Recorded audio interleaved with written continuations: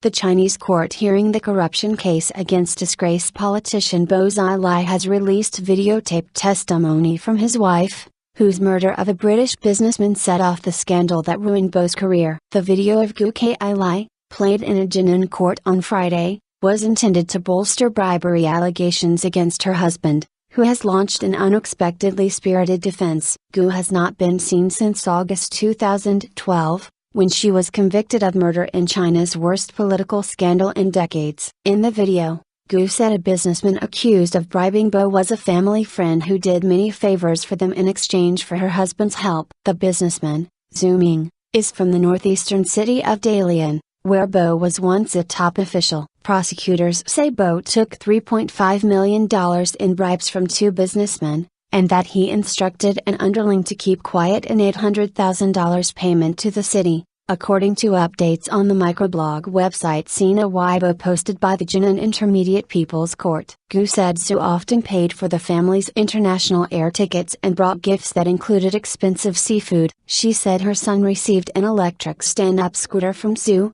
and that Bo had been aware of the gifts. Ming is our old and longtime friend, Gu is seen telling her questioner, who identified herself as someone from the country's top prosecutor's office. We had a very good impression of him and believed he was honest and kind, so we trusted him a lot. Gu is seen seated at a table in a black and white striped shirt in the video, posted on the Jinan Court's microblog. The microblog and court transcripts have provided a rare but possibly incomplete window into the proceedings for the public and for foreign media, which have been barred from the courtroom. It is unclear when the video was shot. Gu, convicted of murdering businessman Neil Haywood, received a suspended death sentence that may be reduced to life in prison. In response, Bo called his wife insane and said that prosecutors had manipulated her to implicate him. Her testimony, as far as I am concerned, was given under psychological pressure, and driven by hope of a reduced sentence,